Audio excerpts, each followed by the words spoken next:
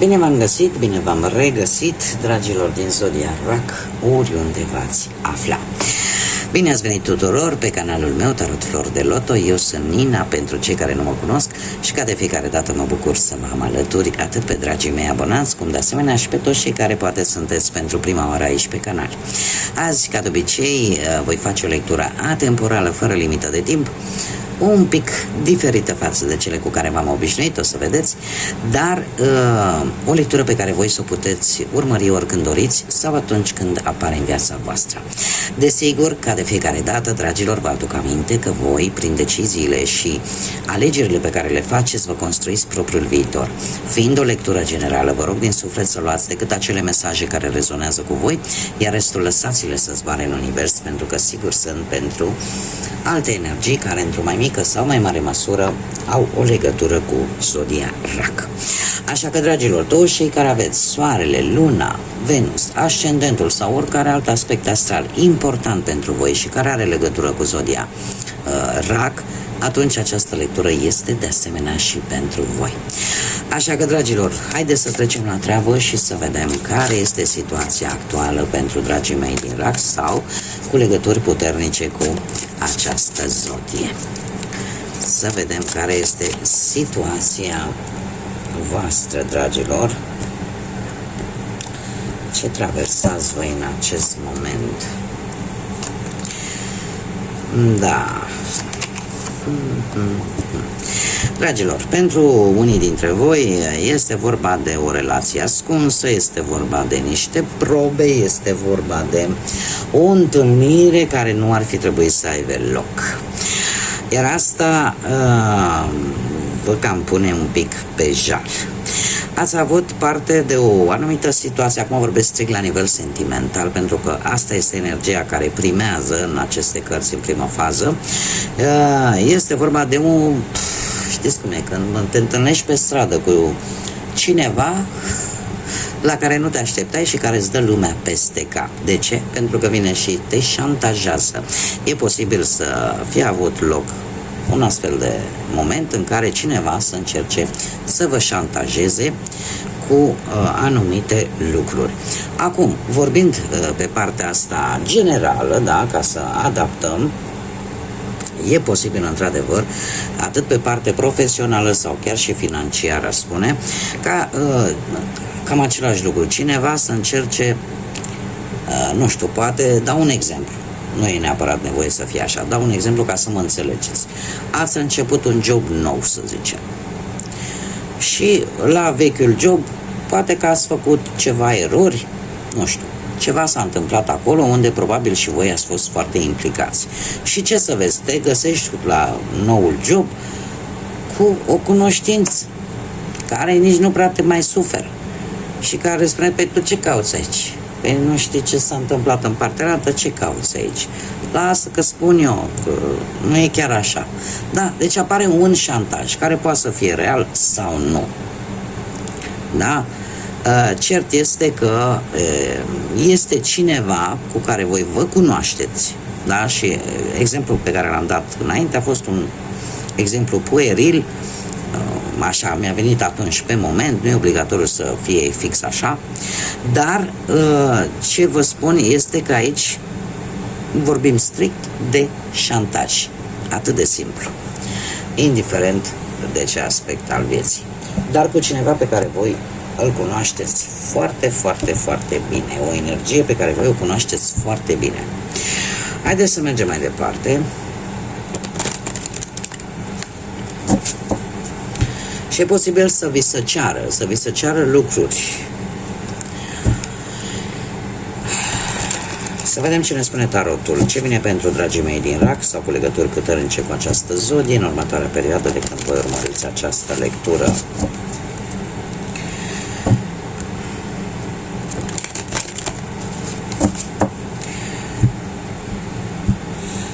V-am spus că o să fie o lectură un pic atipică, un pic diferită față de cele cu care v-am obișnuit. Haideți să vedem. Cărțile care nu se văd o să vi le arăt eu așa pe rând.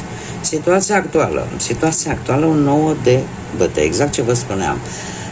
Voi probabil că erați pe punctul de a termina ceva, a duce la bun sfârșit o situație, ceva în viața voastră, da? Aici voi adaptați pe care aspect al vieții rezonați.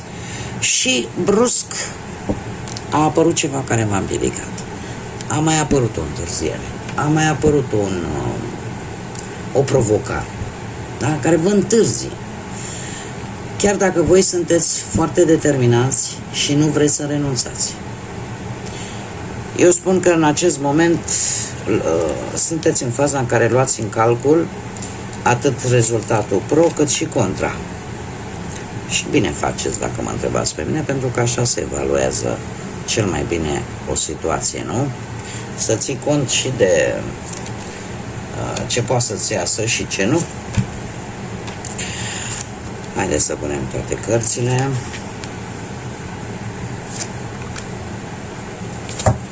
Bun. Ei, dragilor, haideți să vedem. Care ar fi problema? Problema ar fi cu un paș de cupe. Nu știu dacă o persoană tânără să fie problema. O persoană tânără care să aibă legătură cu zodiile de apă, rac, pești sau scorpion. Nu e obligatoriu, dar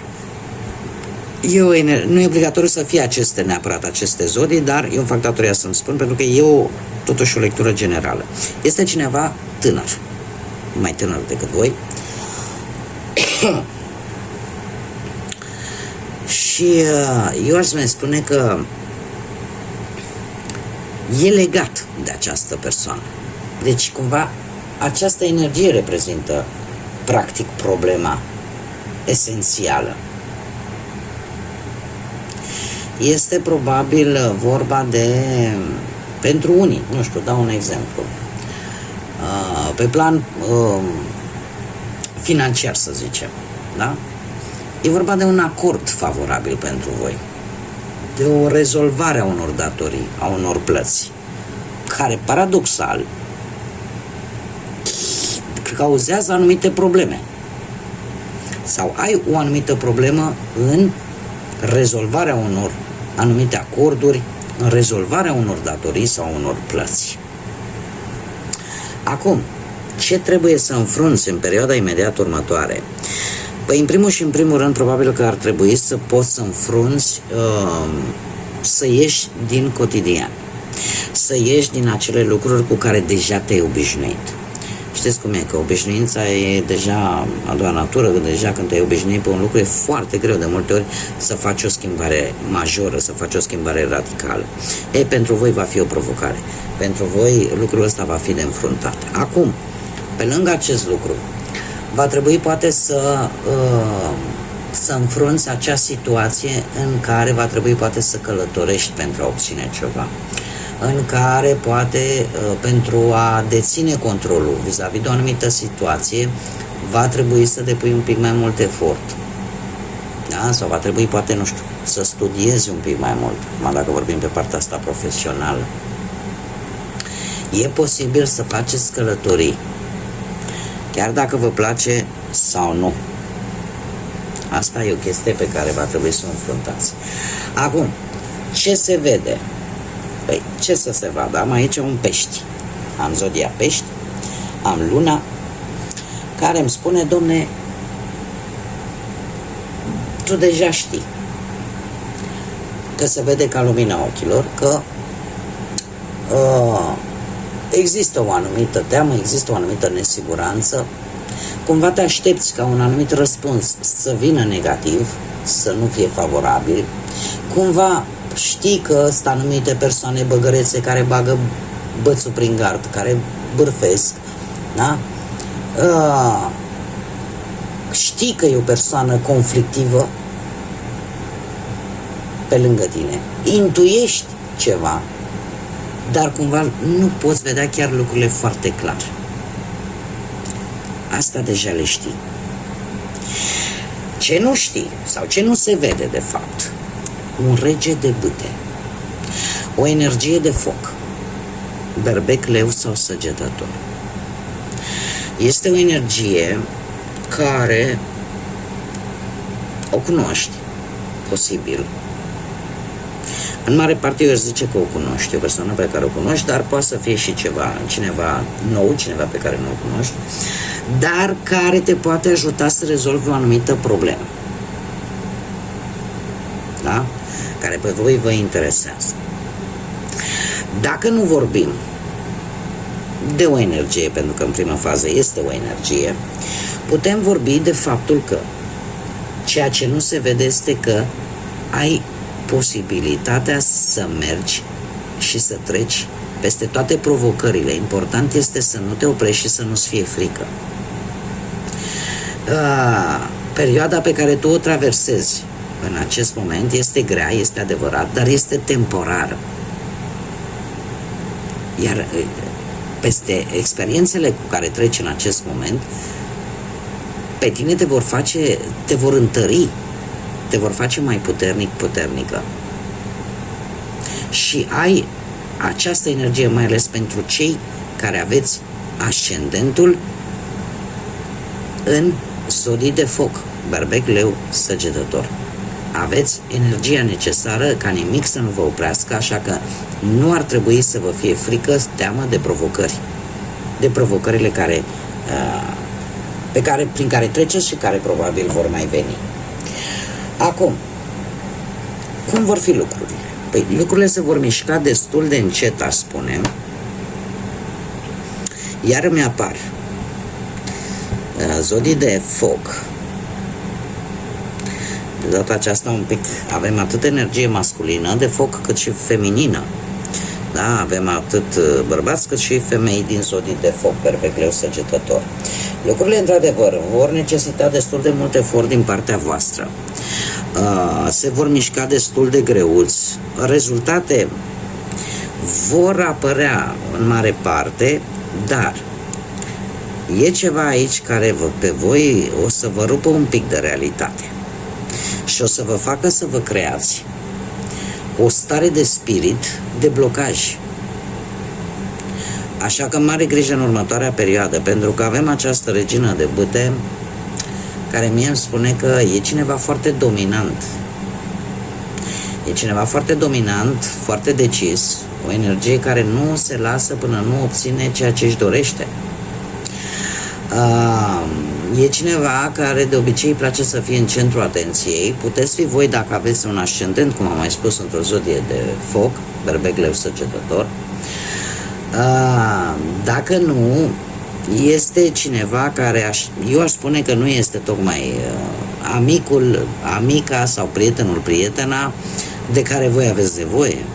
Pentru că din ce văd eu aici, ceea ce sprijinul pe care vi l-ar da această energie, pe voi vă va face să vă învârtiți într-un cerc negativist. Vă rupeți un pic de realitate și nu știu cât este de bine. Pentru că acest 8 de spade mi vorbește de a lua decizii fără claritate, fără să vedeți lucrurile foarte clare. Și asta o să vă blocheze. Așa că încercați să fiți pe cont propriu mai mult. Încercați să vă luați deciziile și alegerile în funcție de propriile voastre gânduri și luând în calcul ceea ce simțiți voi. Nu vă lăsați influențați de orice persoană care e posibil. Acum eu vă mai spun un lucru. Mi s-a întâmplat și mie, și fac o mică paranteză aici, ca în intenția mea de a face un bine, da, nu am avut o intenție rea, lucrurile să fie ieșit prost. N-aș putea să vă explic foarte mult de ce, dar mi s-a întâmplat și mie. În ideea de a face un bine, de fapt lucrurile au ieșit prost. Asta poate să se întâmple și la voi. De regulă e bine să, atunci când luăm decizii importante, să le facem în funcție de ceea ce noi ne dorim, de principiile pe care le avem noi. Da? Pentru că de-aia avem liberul arbitru. Haideți să vedem ce sfat ne dă acest minunat oracol, care se numește Șoaptele Oceanului. Ce vine pentru dragii mei, sau ce sfat aveți pentru dragii mei din RAC, sau cu conexiuni puternice cu această zodie. Haideți să vedem. Foarte mari, foarte...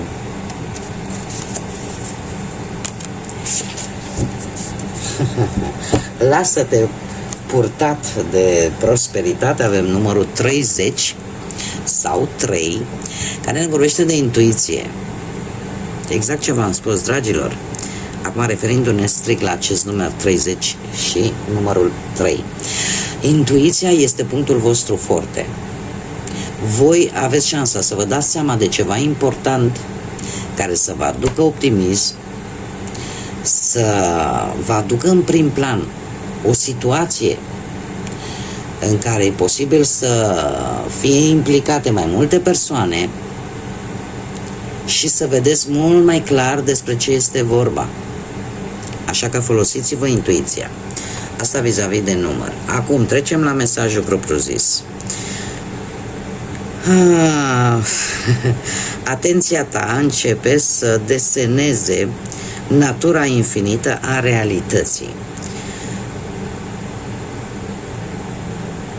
Asta înseamnă că există undeva în afară anumite lucruri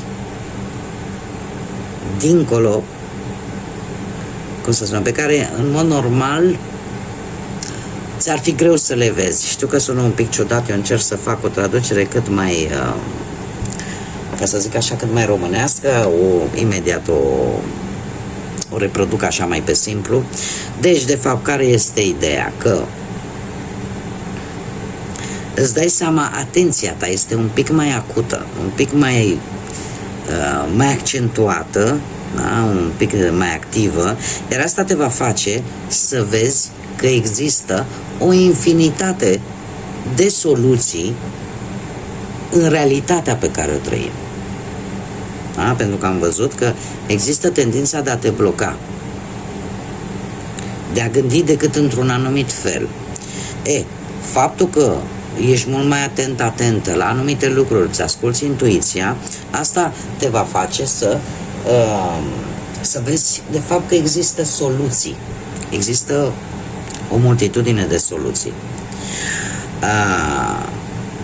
Sunt multe lucruri în afară pe care tu oricum le cunoști și care nu pot fi luate așa, măsurate, uite, știi, în cutare loc numai așa se poate face, în partea altă numai așa se poate. Nu. Există o multitudine de factori, există o multitudine de soluții pe care le poți găsi. Iar faptul că nu e întâmplător că avem și acest număr 3 aici, care, cum am mai spus, ne vorbește de intuiție și de lucruri care vin spontan în viața voastră. Haideți să mergem mai departe, să vedem regatul sufletului. Ce mesaj are pentru voi, dragilor, din RAC sau cu legături importante cu această zodie? Trăiește precum un visător în această lume și creează-ți un viitor paradisiac. Și avem numărul 8, care nu e întâmplător. Numărul 8 ne vorbește, este în general, numărul 8 este numărul reușitei, al puterii, al abundenței, dar în același timp este numărul care ne vorbește de ordine cosmică, ne vorbește de destin, ne vorbește de karmă, ne vorbește de liber arbitru. Și cred că cel mai important, ne vorbește de o schimbare foarte importantă în viața voastră, care vă poate duce către prosperitate. Numărul 8, în mare parte, reprezintă planeta Saturn, care ne vorbește de lecții de viață, dragilor, de ceea ce voi trebuie să învățați, de ceea ce voi trebuie să înfruntați, trebuie să învingeți. Ne vorbește tare mult de creștere personală, de înțelepciune. Cumva, poate că unii dintre voi, e un bun sfat, în perioada imediat următoare ar trebui să căutați partea pozitivă în lucrurile, în situațiile și lucrurile negative care vi se întâmplă. Pentru că ele nu vin întâmplător. Da? Cele mai bune lecții se învață atunci când ni se întâmplă ceva rău, ceva negativ. E adevărat, sunt greu de dus, dar sunt cele mai pregnante și cele mai puternice lecții de viață. Iar voi trăiți ca un visător în această lume și creează-ți propriul tău viitor, așa cum îți place ție. Voi ca și zodie sunteți o zodie, cum să spun eu, voi nu puteți fi agresiv decât poate numai în momentul în care e vorba de copiii voștri, de oamenii dragi vouă. Pentru că în general puteți fi răniți foarte ușor. Sunteți foarte vulnerabili și de multe ori încercați să nu arătați slăbiciune. Dar voi sunteți sensibili și vulnerabili și de multe ori vă retrageți în carapacea voastră. Dar iată că se poate și eu mai spun un lucru. Faptul că ai soarele în rac, da? Ca individ, și poate ascendentul, nu știu, într-o altă zodie, că se întâmplă câteodată, da, să ai și racul, soarele în rac și ascendentul în rac și poate și alte planete în această zodie. Ei, atunci, într-adevăr, poți să spui, dom'le, sunt un rac desăvârșit. Dar în momentul în care ai aceste influențe ale altor zodii cu alte planete, nu trebuie să vă catalogați ca fiind neapărat așa. Da? Aveți puterea, într-adevăr, să mergeți înainte. Și vin lucruri, m-am mai spus, vin schimbări importante în viața voastră, cel puțin o schimbare importantă care posibil să aibă legătură cu destinul pe care îl aveți voi în această viață sau să aibă legătură cu o karmă. O karmă și faptul că încet, încet apare ordine în viața voastră. Bun, dragilor, cam atât am avut pentru voi. Vă mulțumesc din suflet pentru atenție, mulțumesc tuturor celor care prin sprijinul lor, prin comentarii, distribuiri, like-uri, își aduc aportul în dezvoltarea acestui canal, așa că eu le mulțumesc din suflet și desigur le urez bun venit tuturor celor care sunteți noi veniți în această comunitate a noastră a florilor de lotus. Până data viitoare, când ne vom reîntâlni la o nouă lectură, vă doresc tot binele din lume, fiți curajoși, nu vă lăsați influențați și nu răspundeți la provocări, sunteți mai puternici decât credeți. Multă energie pozitivă și, desigur, până la o nouă lectură, să fiți iubiți, dragilor!